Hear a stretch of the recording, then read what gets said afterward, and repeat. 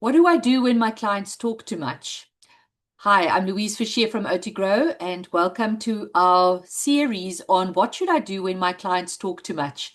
So, in our YouTube channel, we discuss tools, tips, and techniques to make you a great group facilitator in which your clients can make lasting shifts.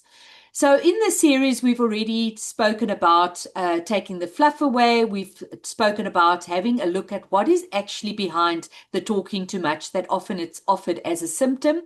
So, if those resonate with you, please hop over to our playlist to go and have a look at those. Today, we're going to talk about the themes that are offered.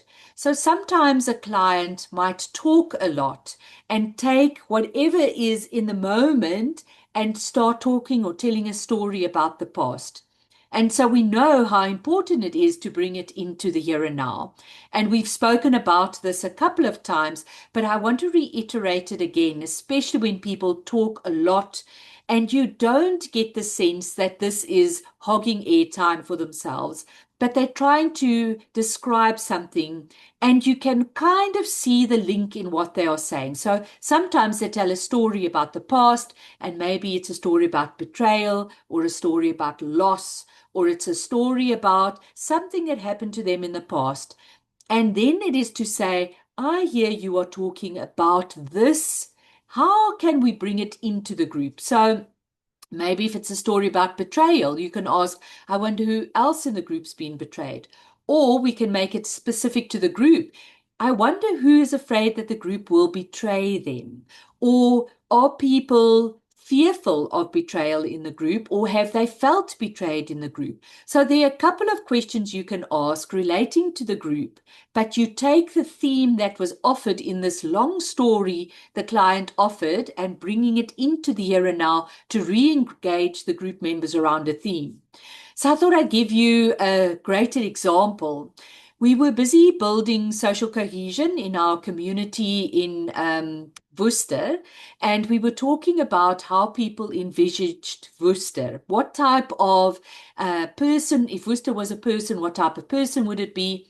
And out of the blue, one of our clients that was quite astute and sensitive, and it wasn't her pattern to talk too much, went into quite a long 10-minute story about redemption, about how her cousin had become involved in drugs and how he had gotten involved with the wrong kind of people. And yet, at some stage, there was some grace, and he returned back to the family and he cleaned himself up. And it was quite a long story. And at the time, I wondered whether I should stop this and bring it back to the group. But then I realized that this was a theme of redemption.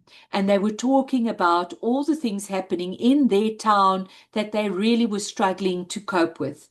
And then we brought the theme and say, all right, this story is about redemption.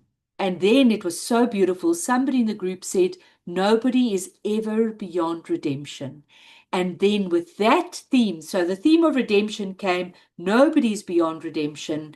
How can our town not be beyond redemption? How can we redeem our town? How can we help our town to be redeemed?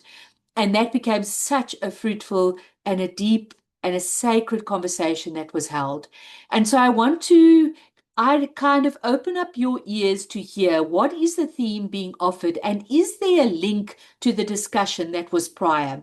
If I had cut down that or inadvertently stopped that conversation that she was having, we would have missed this incredibly important part.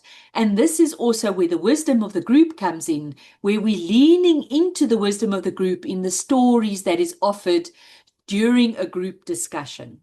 So my suggestion, my tip for you is in this coming week to listen to the people that are telling long stories. Is there really good themes that can be brought back into the here and now that can bring a good extra dimension, a new perspective into the conversation that is being had? And this also is, again, you need to listen to what and who is talking, what is the cause, what is behind it, so that we have a better idea of what tool or technique to use in those situations. So in the coming week, have a look at how you can take themes of the there and there and bring in a new perspective into your groups here and now. And in the meantime, happy facilitating.